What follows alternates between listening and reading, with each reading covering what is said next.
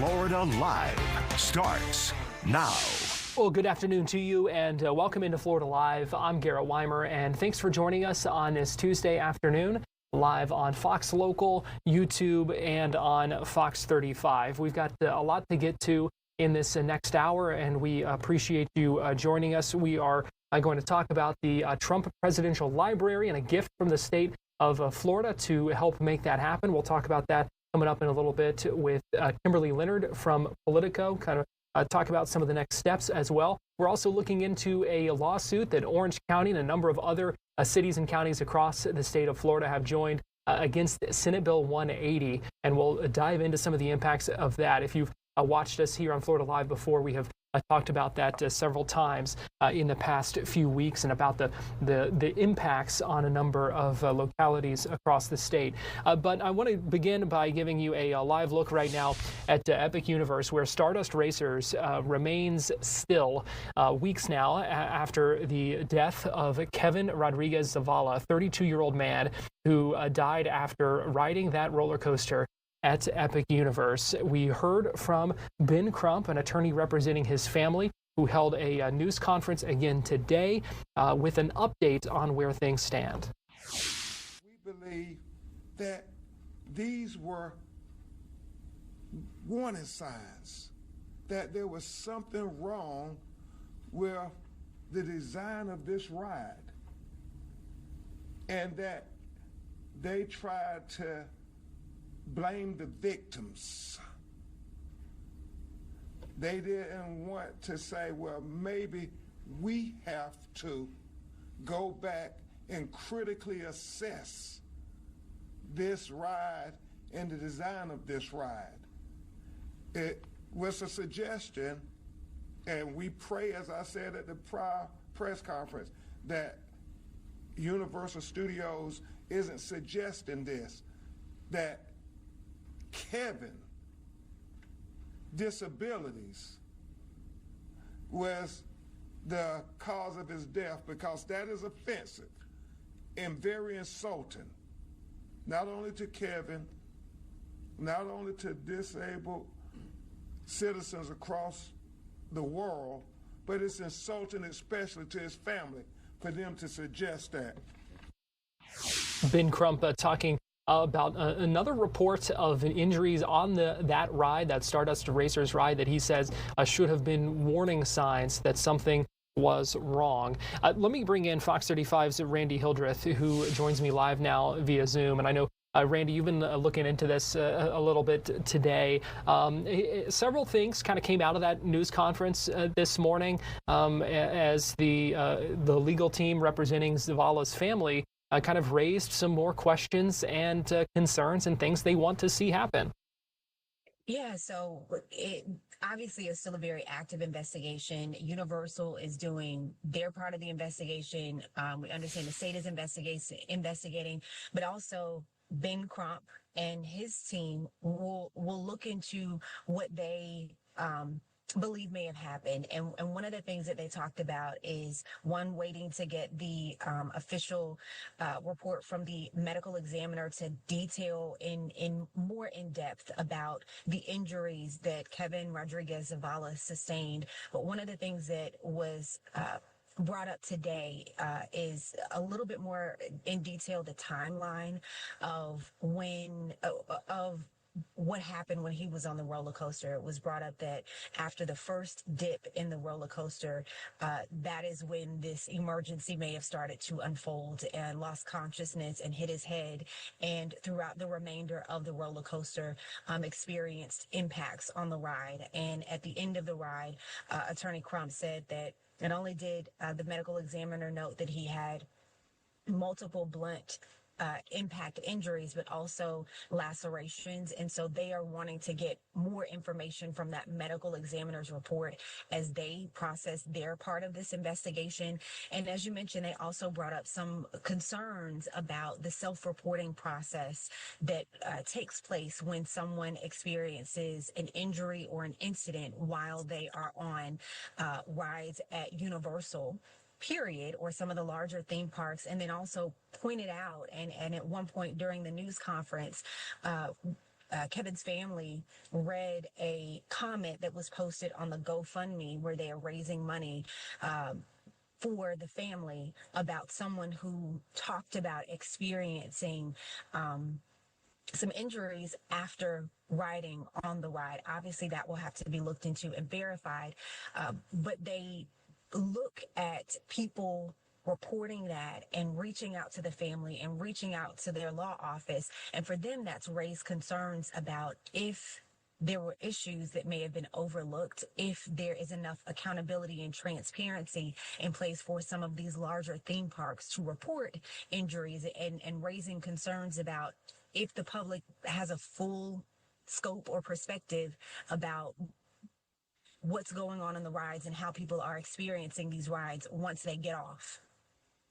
So still many questions remain. And Randy, I know we've reached out to Universal again for an updated statement. And to my understanding, we have not heard back from them today after this news conference. Is that still correct? Yes, that is still correct. I guess in two different emails have reached out to Universal today to see if they have any additional comment in light of what was discussed at today's news conference. Have not heard back. And then also reached out to state leaders because there potentially are, and I think you spoke with an attorney with the Haggard Law Firm previously about different requirements and standards for larger theme park entities. And so trying to understand some of the differences in reporting and inspection processes for larger theme parks compared to some of the smaller theme parks that may pop up across the state. But this is a story that is still developing. We are unpacking and peeling back all of the layers for viewers. And so as soon as we get more information, we will absolutely let you know. All right, Fox 35's Randy Hildreth, we appreciate you joining us and letting us know what you found out and what you're looking into. We appreciate it. Thank you. I also want to take you now to Tallahassee, where Attorney General James Uthmire spoke earlier today about a number of arrests in an organized retail theft ring that they say touched 17 counties across the state of Florida. They made 7 arrests for what they believe was a group that was involved with $800,000 in thefts of smoke detectors and circuit breakers from Home Depot stores in 17 counties here in Florida. Here is what Attorney General James Uthmire said about that earlier this afternoon.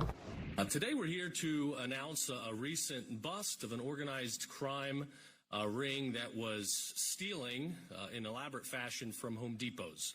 And I'll let the Colonel give a little bit more detail here in a moment. But this network expanded and crimes were committed in 17 counties across the state. Stolen merchandise was taken across state lines, so there's a multi-state effort to this investigation as well. And the point, I want to make is twofold. One, we protect Florida businesses. Our retailers out there should be confident that here in Florida, our law enforcement and our prosecutors are going to ensure that we are holding wrongdoers accountable. And if you commit crimes and try to steal from our retailers, we are going to prosecute you to the absolute fullest. We want our business community to know that in Florida we are pro-business, we are safe, and we want you to operate here free from these criminal enterprises. Second, these perpetrators combined for dozens and dozens of prior offenses. Again, yet another example, we've had so many lately. We're soft on crime policies, failures to detain, early releases, lenient sentences do not work. So rest assured, every day that I'm Attorney General here in Florida, we are going to prosecute to the absolute fullest. We will give these criminal defendants a lot of time for reflection, but it will be done behind bars. I want to thank Commissioner Simpson and the Ag Law team for their leadership here, taking strong action, again, to protect our businesses. Because let's remember, these are not victimless crimes. At the end of the day, it's consumers that pay the price. When there's theft in retail stores, it ultimately leads to higher costs for security, for prices of goods, and consumers are hurt. I think many of you have probably been to California and some of the big cities where, you see the plexiglass. You can't even buy a razor without having to go unlock the plexiglass.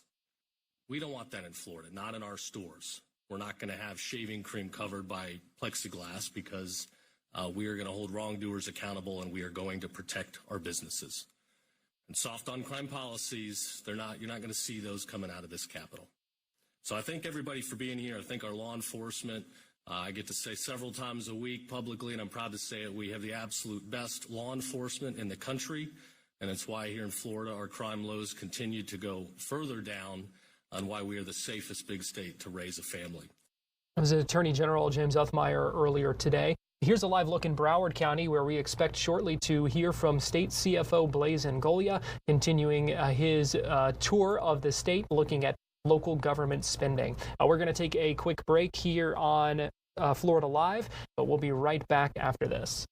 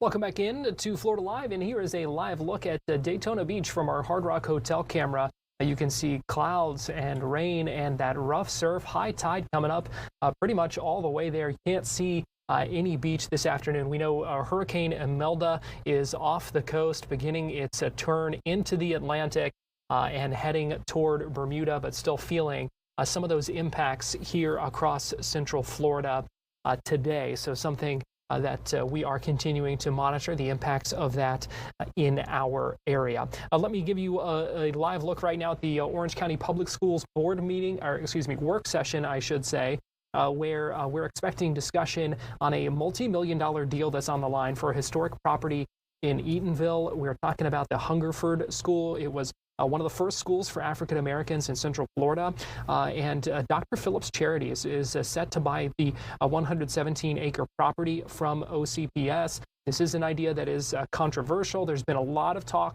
about this property and the future of it for years now, and so we're monitoring this, and as things come up, we will bring you updates. But it is time now for our Tampa Connection. And for that, we go to Fox 13 digital content producer Nancy Gay, who joins us live now from the Fox 13 newsroom. And Nancy, good afternoon to you.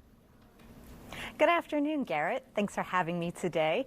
We are learning more about the living and working conditions that some people endured while they were working for two religious leaders as part of the Kingdom of God Global Church. Now, one of those leaders, Michelle Brannon, she was arrested last month during an FBI raid of an Avalon mansion. Now, according to newly released court documents, 57 people, including minors, were forced to live and work under harsh conditions, reportedly enduring food and sleep deprivation, threats, as well as physical abuse. Despite their lavish setting, victims were discovered to have been made to sleep on floors, kept in a garage, or crammed into rooms with limited access to bathrooms. The indictment alleges that Brannon and fellow Kingdom of God Global Church leader David Taylor manipulated followers into working 24-hour shifts in church call centers. The workers were not paid and were pressured into relentlessly soliciting donations that generated about $50 million over the last decade. One former church member described the environment as mentally and physically abusive, citing public humiliation and isolation from family and friends. Court filings also include text messages allegedly sent by Brannon to church employees. In one message, she instructed harsh punishment for a member who failed to meet call quotas, writing, "Did you rebuke him for this? He needs to be raked over the coals for this, and he can die for this." Now, after being arrested last month in Hillsborough County, Brannon was transferred to Michigan, where the trial will take place. Prosecutors argue she poses a flight risk due to access to large sums of cash and may try to manipulate witnesses if she is released. They are urging the court to keep her behind bars throughout the duration of the trial. Taylor and Brannon are facing a 10-count indictment on forced labor and money laundering charges out of Michigan. That's where the church's headquarters is located. Brannon will face a judge for an arraignment and pretrial detention hearing in Detroit federal court today. Garrett? All right. Interesting updates as we learn more, certainly about that situation. Story number 2, Nancy, and that is something you're following out of Clearwater. Yes. So last night, the city of Clearwater decided to move forward with an appraisal process to possibly create a city-owned electric utility. Now, during the city council meeting last night, many residents said they were in favor of creating a city-owned electric company, and they did this as Duke Energy employees touted how much they did for the community during last year's hurricanes. Now, Clearwater started researching the idea of dropping Duke Energy last year after residents worried about rising rates. The study, which was conducted by New Gen Strategies and Solutions, claims a city-owned electric utility company could save the average resident about $17 per month in its first year alone. However, they did note that there could be significant legal and other challenges. Now, to get its own utilities, the city would have to buy Duke Energy's system, which the company says would cost about $1.1 billion. And Duke Energy also added that its equipment is not for sale. That means the city would have to seize it through eminent domain, which would involve lengthy and expensive legal processes. Now, though the city council is moving forward with the appraisal, they did say they're very appreciative to Duke Energy for everything it did during last year's storms. However, they are going to take the next step and with this appraisal to possibly create a city-owned electric utility. Garrett? Interesting developments there in Clearwater. And finally, you're also tracking the expansion of a food pantry in the Bay Area. Yes, that's right. This expanded food pantry opened earlier today at USF. You know, it's not something that we often think about on college campuses, but food insecurity is something that a lot of students are actually dealing with. Data from the National Library of Medicine shows between 19 and 56% of students experience some level of food insecurity, with some campuses reporting rates of up to 4 times the national average. To help address this need, the University of South Florida is reopening opening the Mosaic Feed a Bowl food pantry today. Now, thanks to an investment from Mosaic, the pantry underwent the largest expansion in its 10-year history. Student volunteers who keep the pantry running say the demand continues to climb. The pantry has been serving students since 2015 and has become a vital safety net for those who are unsure of when or how they will actually afford their next meal. Feeding Tampa Bay has also partnered with the pantry, supplying fresh produce and essential items. But despite those efforts, organizers say they need more community support to continue meeting this growing demand. Now, as I mentioned, this food pantry did reopen at the University of South Florida this morning at 11 a.m. The pantry is located in the Student Services Building on at USF on Mango Drive. Now, students who are in need or those who know someone who could benefit, they are encouraged to visit this food pantry. Garrett? All right, Fox 13 digital content producer Nancy Gay, we appreciate you joining us with our Tampa Connection today. Thank you. I want to take you now to Broward County, where CFO Blaise Ingoglia getting ready to speak as he continues his tour around a number of cities and counties across the state looking at local government spending. This is going to be his fifth news conference in the past couple of weeks where he has kind of talked about some of the numbers and some of what he has found in the spending of these local governments. He highlighted close to $200 million of what he believes to be wasteful spending in Orange County and the city of Jacksonville. It was about $85 million in Alachua County and $278 million in Hillsborough County. So this has been certainly part of his push and a number of, as he continues to look at this all across the state. So we do expect to hear from him shortly, and we'll keep an eye on this and also likely get you inside that news conference coming up in just a little bit as well. But we are going to step aside and take a quick break here on Florida Live, and we will be right back in just a minute.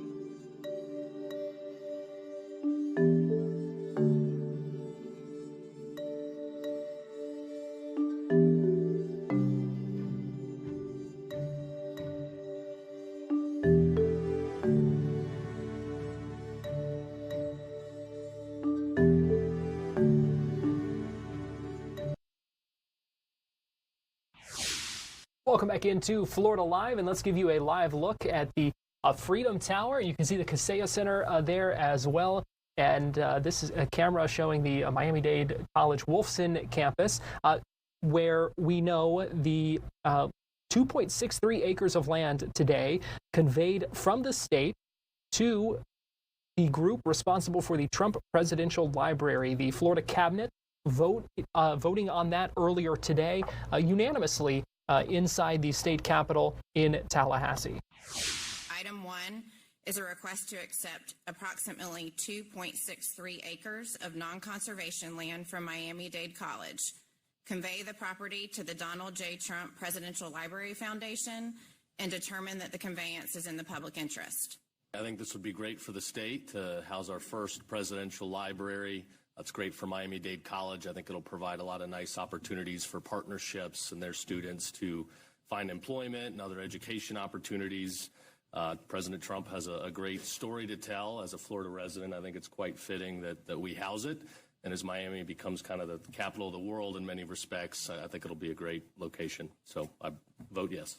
Governor, I just want to echo those remarks and thank you and the AG and the commissioner for bringing this to the state of Florida. I think it is just symbolic in so many different ways, including being in close proximity to the Freedom Tower. So I'm an enthusiastic yes today on this.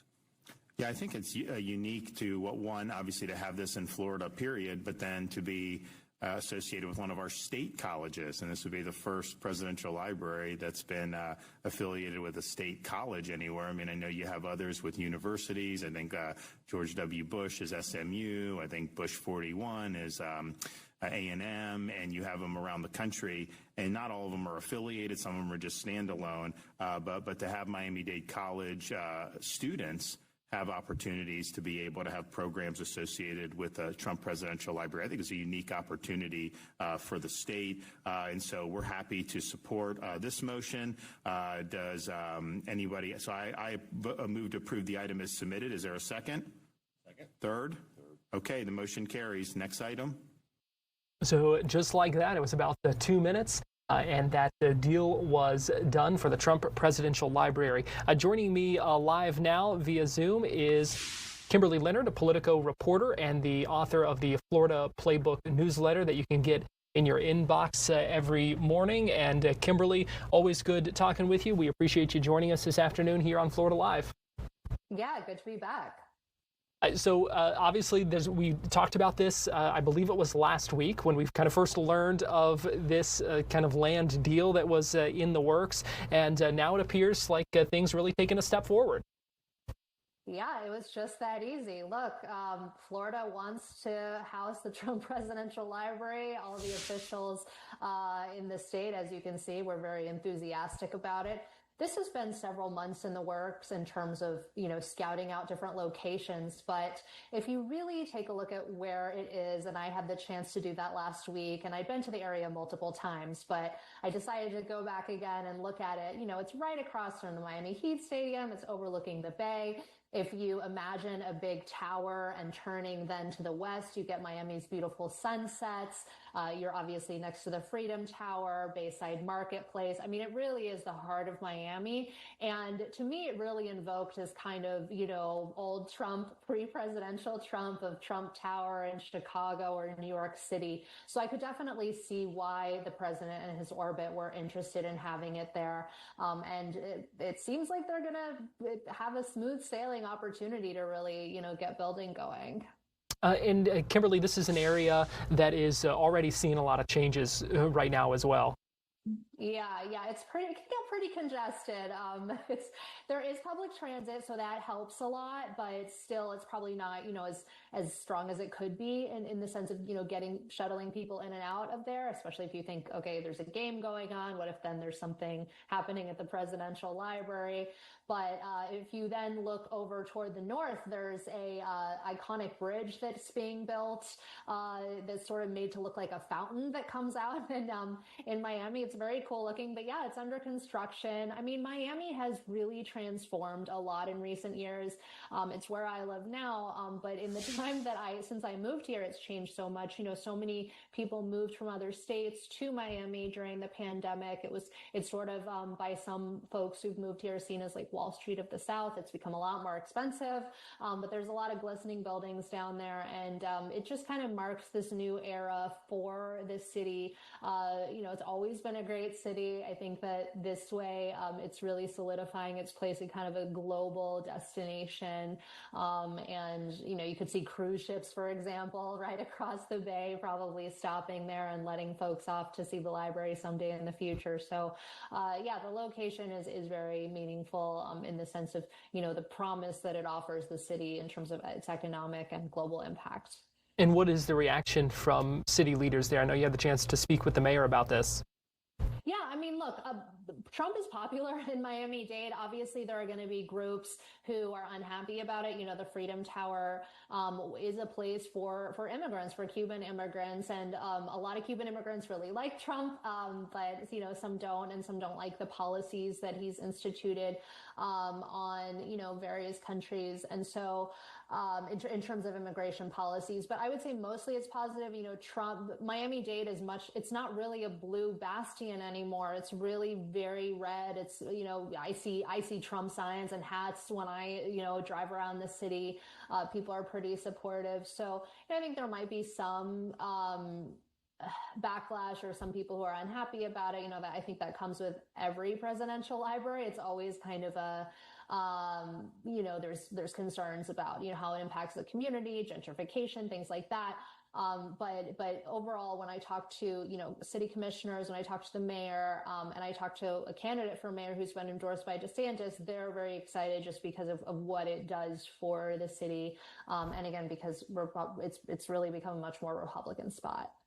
And Kimberly, you also wrote about kind of the symbolism of something like this, the presidential library, for someone who was for decades kind of the quintessential New Yorker, who is now looking at having a presidential library in Florida. Yeah, I mean, the symbolism is Miami the new New York, basically. New York was obviously Trump's a New Yorker, but he's a Florida transplant, and a lot of people who live in Florida used to live in New York. So it's symbolic in that way. Trump's whole family lives down here. I mean, Ivanka lives right across the bridge. And so I think it makes sense in terms of the legacy that he's trying to build here. But it also, to me, it really, looking at it and being on the site, I really did think, okay, this to me harkens back to Trump's days as a builder. I could see him being very involved. I could see, he's made changes to the White House in recent months in terms of how he's decorated it. He's put a new patio out in the Rose Garden area. So I just think at his core, that's kind of who he is. And so just being down there on that site, it really made sense to me why they would want to pick that location. And so now the state has kind of done their thing, and now we wait and see what comes of this from the Trump Presidential Library. Yeah, so the deal stipulates they have to start building within 5 years, which I don't think will be a problem. The legislature already passed a bill that essentially said that commissioners cannot get in the way in terms of creating new, zoning or restrictions or anything like that. But look, tonight there's a mayoral debate in Miami, and that whoever is in charge of the city will have a lot of say into what happens and messaging about the library and so forth. It's a race that Governor DeSantis has gotten involved in, and like I said, it's a more red county now, so the circumstances favor Republicans. But there are a lot of things on the horizon, that could change the public mood and polling and things like that in terms of what ends up happening. So it's a very crowded race. I'll be on the ground covering the debate tonight. But it's interesting just that all these changes are happening, and then you have new leadership coming in too. All right, Kimberly Leonard, a Politico reporter and the author of Florida Playbook. We appreciate you joining us, and we look forward to also reading about your coverage of the mayoral debate tonight down there in Miami. So we appreciate you joining us. Thanks so much. And go ahead and give you another live look right now at that site where you see the Freedom Tower and everything going on there. And what I'm trying to do right now, give me 1 second. I want to pull up. We did see a statement on X earlier today from Eric Trump in reaction to the vote that basically gave them the land for this presidential library. Give me 1 second and I can pull that up for you. It says, I'm extremely proud to announce a unanimous vote by the Florida cabinet for the conveyance of land for the real Donald Trump Presidential Library, which will be located in Miami, Florida. He says it will be the greatest presidential library ever built, honoring the greatest president our nation has ever known. A large thank you to @Gov. Ron DeSantis and @AG James Uthmeyer, who have been incredible partners in this endeavor. Consistent with our family's DNA, this will be one of the most beautiful buildings ever built, an icon on the Miami skyline, saying rest assured it will not look like President Obama's prison-like structure, a criticism of the Obama Presidential Library being built in Chicago. Well, we are going to take a quick break here on Florida Live, but we'll be right back with more after this.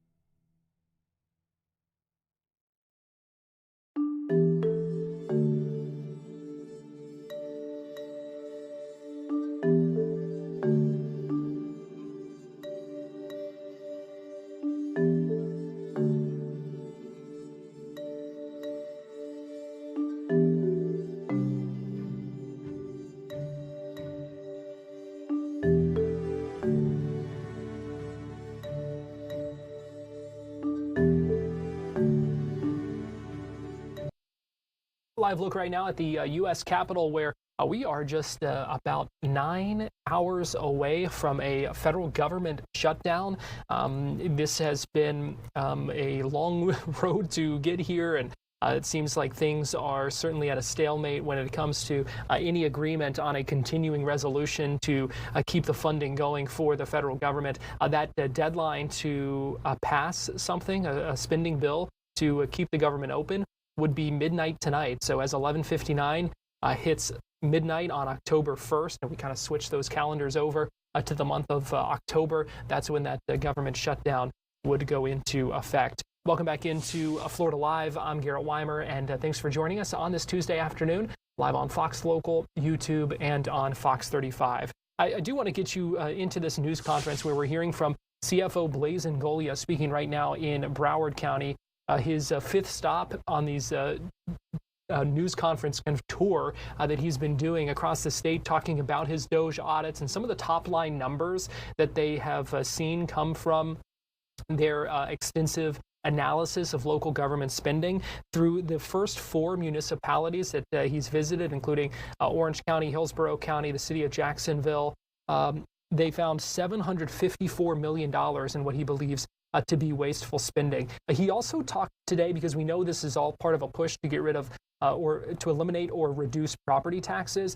He talked today about wanting to increase the homestead exemption, which he said only shields about 9% of the home value now, compared to about a third of the home value when it was initially implemented. So let's go ahead and listen in as the CFO speaks live right now in Broward County. That's where you guys are right now. So when they say that they can't cut, I say they're not being truthful to you. In fact, we calculated it. If you just cut out that extra $200 million of waste, fraud, and abuse, your local government could easily, without any problems whatsoever, easily cut your millage rate by 0.54 mils and offer property tax right now. Now, I am very happy that Broward County has actually come out and stopped some of this excessive spending by offering, albeit minuscule, property tax relief by slowing the growth of the general fund budget, which is commendable. There's a lot more for Broward government to cut and offer true property tax relief. They could easily cut with no service cuts whatsoever, easily cut your property taxes by 0.54 mils. So what does that mean? If you have a home in Broward County, I know this is probably low for Broward County, but if you have a home in Broward County that is assessed at $400,000, you'd get a $214 property tax reduction in your bill. Now, mind you, this is only for the general fund budget. This isn't even including the school's budget, and don't get me started on the school budgets.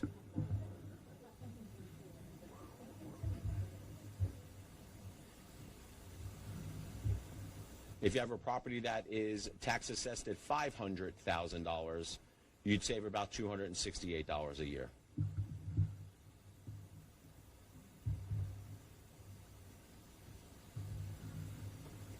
If you have a property that has a tax assessed value at $600,000, your savings are about $322 a year. This is not small change. This is substantial for some people. You know, when these numbers get very, very large, I think people forget just how hard of a time regular, everyday people are coming back. Every dollar matters to people who are struggling to get by in an affordability crisis. And that's what we are having right now. I'm telling you here, right now, that a lot of the affordability crisis that we're having right now is because of local governments. They could very easily offer affordability relief in the form of property tax relief if they cut their large, wasteful, bloated budgets, and here in Broward County, by cutting out an extra $190 million of their budget without even batting an eye. Easy.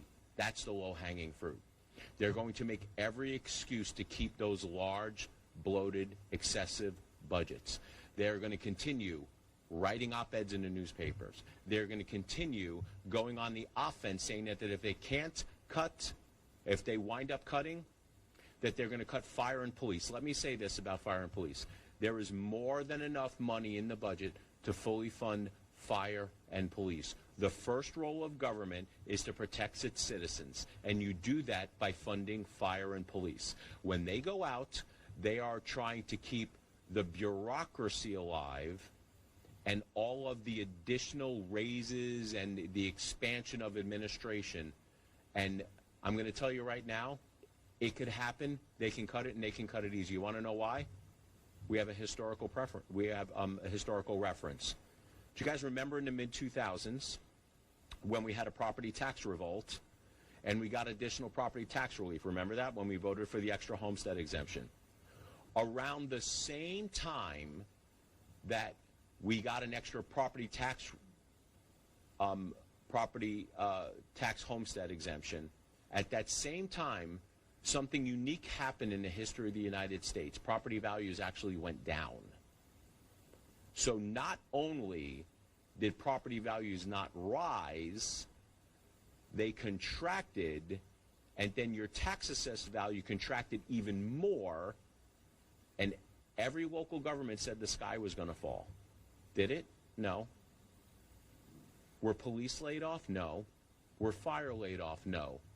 Did fire get their raises? Did police get their raises? Absolutely. So all of this hysteria from local governments saying that they can't do it, they can't do it, they can. The bottom line is they don't want to. They don't want to, and they are going to try to give you the impression that they can't cut their big bloated budgets so they can keep their fiefdom going. And I'm telling you, that's not accurate. Now, I'm going to tell you right now.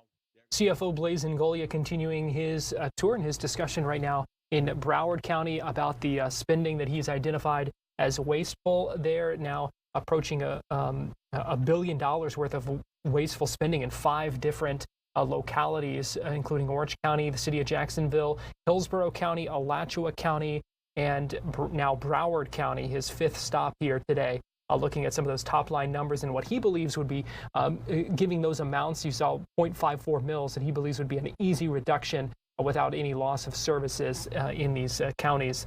We're going to take a break here on Florida Live. Let me give you a live look at downtown Orlando on this Tuesday afternoon. We'll be right back with more after this.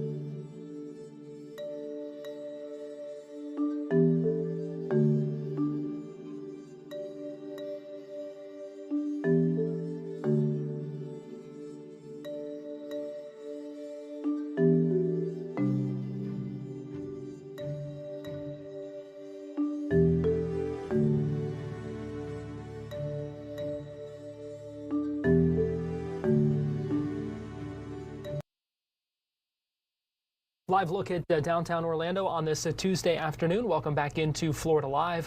I'm Garrett Weimer, and thanks for joining us. I do want to get you live inside the Orange County Public Schools Board of Education work session that is going on right now. They're discussing the Hungerford property. We just heard a little bit of a presentation about that and what the plans for that property would include. And now we're hearing from the Dr. Phillips Charities, which is looking to purchase this, and they said they kind of see themselves as the steward of this land, and they're discussing the memorandum of understanding that would be agreed upon between Dr. Phillips Charities and OCPS when it comes to that land. They talked about $1 million up front Dr. Phillips buying that land with the actual purchase price still to be negotiated, but as you see on the slide there, could be forgiven if they reach certain milestones. You also see some of the development milestones that are listed there. There are some plans for development, including grocery stores, a business incubator, and what they're calling cradle to career education. So let's go ahead and listen in as this continues live right now in Orlando. And those children have a place to go that's safe, and education takes place. The first 5,000 days, 2,000, thank you. 2,000 days of a child's life are the most important educational times for them, so that when they hit your schools, they're ready to go. They have a leg up on everybody else walking into that school. And we think that's critically important for the moms that want to work and for the kids to have this opportunity. And then year 4, a community hub, a healthcare center. We think that's also important, that health should be right in somebody's community. And we're not talking a lower health center. We want quality health care within there, and we've had some wonderful conversations on that topic. There's other things that really need to start being informed. The Town Center and History Museum, land set aside was very important, so we'll make certain land is set aside in the correct spots for it. Affordable and attainable housing, 4 to 6 acres. There's a lot the community needs to do in engagement with the community to inform us how much affordable, attainable housing, workforce housing, single-family housing, what it starts to look like, and how do we make certain that those single-family homes are deed restricted so they stay in there. You don't have outside investors coming in who are just renting. We want home ownership for the community. We think that's the greatest builder of wealth for a community and for individuals.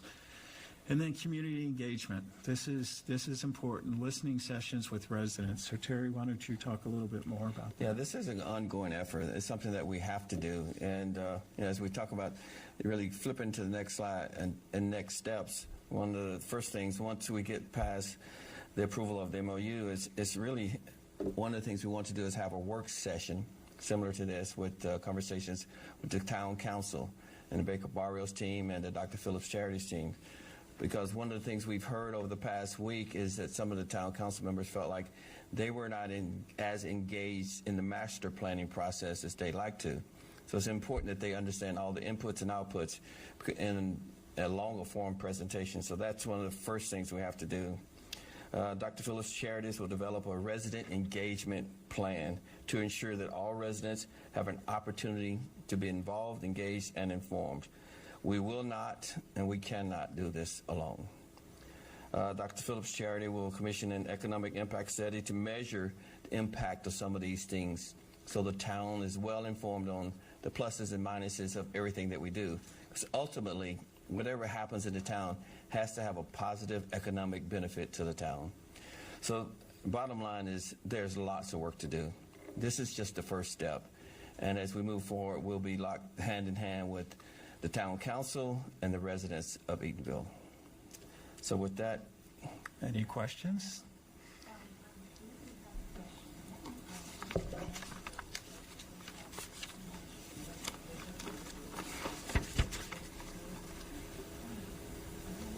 Thank you.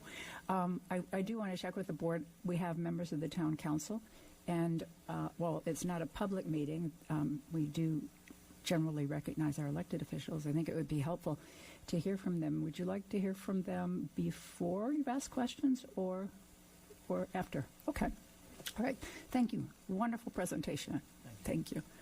All right. I think we have, let's start with Vice Mayor. Vice Mayor.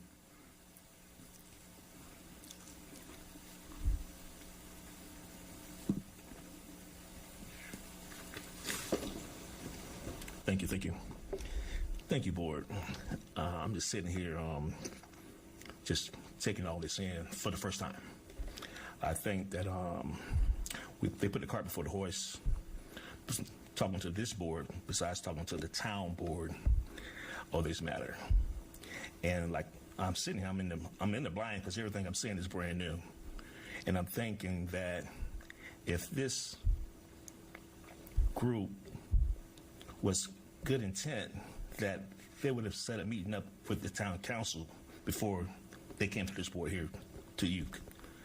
And I don't even know anything about a master plan been passed by the town council. Another thing that's bothering me that in the presentation, back door. We did something behind closed doors. That's not good government. Not good government. And I only heard town council at the ending of this speech, of this presentation. Not at the beginning. We talked to town council. Everything is about the mayor. The city is not ran on the mayor. The city is developed of 5 elected officials. And we didn't have input on any of this. And that's what got me uproar. We haven't, like I said, a master plan. I sit down with police, whoever, Baker Burrows, and what the citizens want. We need to confirm that with the town. The town council is the final say so, like he just said at the end there. We have to get with a meeting after you pass this MOU. That's after the fact. We need to know before all this came aboard. So I'm not happy with this process. Not at all. And I don't support this process. And that's how I feel about this process, because I think it should have came to this town council to get our way in on this. Not come to you guys first, then come to us after you pass something that we might not agree with. All right. Thank you, sir. Yeah, that's all I have at this moment. Thank you. All right. Thank you. All right. Councilmember Mark? Should I? Mac. Okay, I got Taurus right, and now I know that. I know it's Mac. I'm so sorry, sir. Thank you for being here. Good afternoon, board, chair board, and everybody in their respective places. I'm Councilman Mack. I'm town of Eatonville, the historic town of Eatonville. This is something I've been trying to wrap my head around for quite some time since finding the news out with the MOU in terms of the process of how it went. I'm still somewhat lost also because I had no idea, no recollection of what was coming down the pipeline. And to know me is to know that anytime that we're putting ourselves in a position to do something outside the council is disturbing. And if I sit here with a member of my board, and especially the mayor, and she does something to, I guess, it was almost like a slap in the face in a sense, and not just to me, but to the citizens. It doesn't bother me as much as it does the citizens. I have an opportunity to speak to some of the citizens, and there's a lot of people that are not happy with the situation. And listen, my problem is not with Dr. Phillips' charity at all. Now, I'm willing to actually work with Dr. Phillips' charity in terms of doing anything that is going to benefit the community of Eatonville, because I want us to benefit no matter what. But I think it was the process and of how it went, and you know, the way that it was brought to this conclusion where we're at now. And like Vice Mayor Washington said, a lot of this master plan I wasn't aware of. And I think it's more important that this council get an understanding before even coming to this board here for you guys to, you know, make a decision on it. And I just feel like Mayor somewhat dropped the ball. I don't know what was the thinking of her coming up with this concept, to think that it was okay for her to do what she did. And my first time learning about it is when I actually looked at the news. Now, you tell me how disturbing that is, being an elected official in the state of Florida, in the oldest black municipality, and finding out this way by looking on television and seeing what was taking place, and me getting tons of phone calls from my resident who I serve. That's who I work for. Eatonville Council Member Terrace Mack. We also heard from Theodore Washington, the town's vice mayor, voicing their concerns about the process surrounding this land agreement of the Hungerford property. We do know that the mayor of Eatonville, Mayor Gardner, Angie Gardner, has expressed her support for that proposed agreement, and you heard some of the concerns by Councilmember Mack raising that as well. So we're continuing to monitor that meeting, and we'll have updates on what happens coming up tonight on Fox 35 News. Thanks for joining us here on Florida Live. Hope you have a great rest of your day, and we'll see you back here tomorrow at 2 o'clock on Fox 35 and at 11 on Fox Local.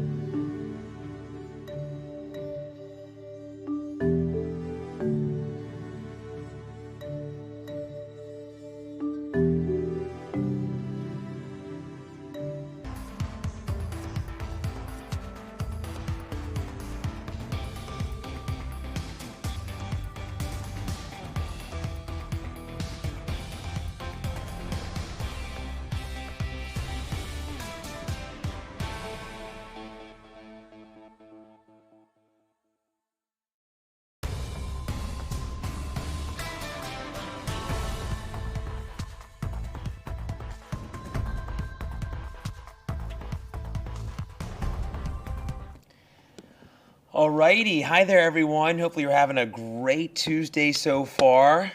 Fox 35 Storm Team meteorologist TJ Springer here in the Storm Center for our Weather Plus. We are keeping a close eye still on Humberto and the tropics as a whole, as well as Imelda, but thankfully we've seen Humberto weekend. We've also seen Imelda, even though it's a hurricane, expected to remain at a low-end hurricane versus what we saw with Humberto. So it's been busy. Let me know where you're watching from. We're live on Fox Local. We are live on YouTube. We are also live on Facebook as well. Now, I do want to hit on our question of the day because this is, now that we're almost into October, are you a Halloween fan? Do you decorate? Have you decorated? And let me know if you want to hop on your phone or your iPad or wherever you usually watch from. Please let us know, and you can hop on in the comments. We would love that. And I'm also going to make sure this is on my Facebook page as well, so give me a second. Give some time for those of you to maybe hop on. Let's see. Not seeing anything yet. It should be there soon, hopefully. Maybe we're having some technical difficulties, but I know we're certainly on Fox Local. Let's see. I'm not seeing us on Facebook right now or YouTube for whatever reason. Let me look. We might be having some issues. So bear with me on Fox Local. Guys, give me 1 second here. Looks like we might be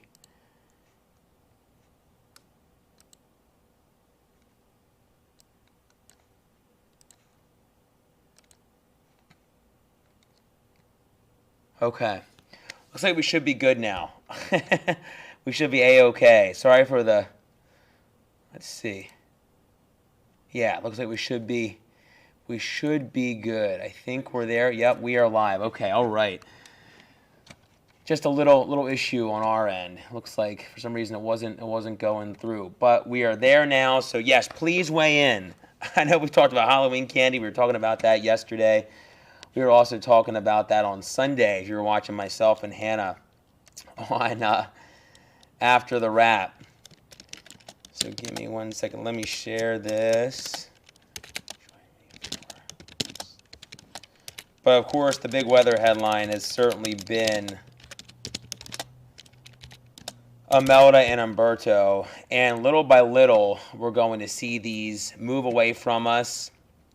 Humberto's going to fade away quickly. And we're going to see the same thing with, eventually, with Imelda. But we're not there yet. So let's take a glance here, shall we? We'll hit our question of the day once again.